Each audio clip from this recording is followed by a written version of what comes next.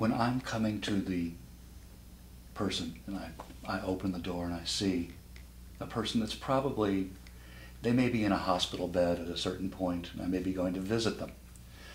Or perhaps they're coming to me and they're beginning to be physically incapacitated. I think there is a temptation to assume that that's impacting their mind in the same way. Can you talk a little bit about that difference? There's a strong tendency on the part not only of the counselor to feel that way, but there's a tendency on the part of the patient to feel that way as well.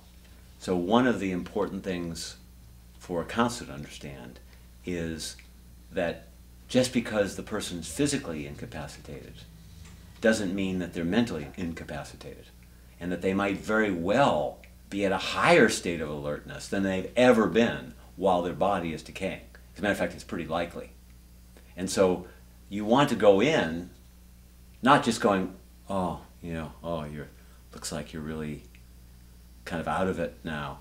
It's more you want to go in with the presumption that they might be in a state of awareness where you're going to be humbled. And you want to recognize the soul, the spirit, the individual, their consciousness is still very much there unless they're in a coma. And even for that matter, if they're in a coma, you still want to assume that they are more there than you think.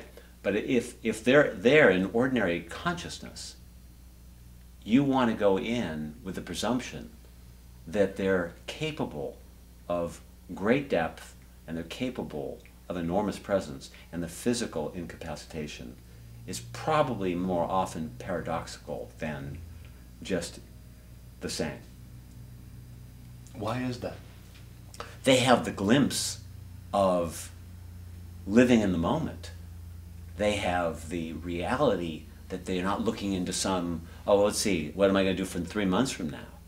They're living in that day, and they're recognizing, actually, much more often than not, the kind of the myths of our lives that everyone around them is living in a virtual denial that they're in the same boat as they are.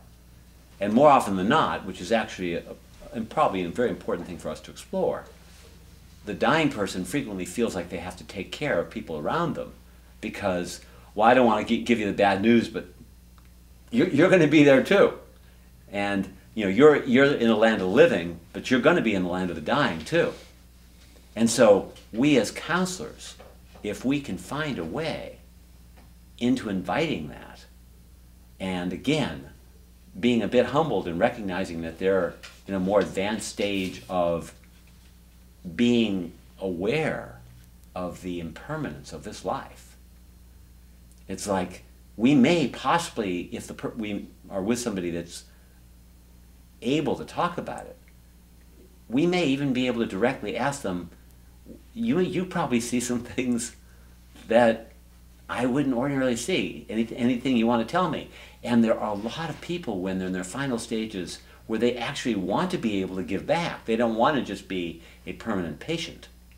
So being able to look for some of those opportunities where somebody would have a perspective that would be quite enlightened to inform us of something. Or what's it really like, today for you to be where you are, and please don't take care of me. You may have something that you want to tell me that you see about me in my life. Maybe I've been your counselor for 10 years, and maybe you want to tell me something about the way I've counseled. Maybe you think I'm a joke in some way. I don't mind. Go ahead and tell me. This is the time to let go of our identities and tell the truth. So we can be maybe a little bit more outrageous with certain types of people.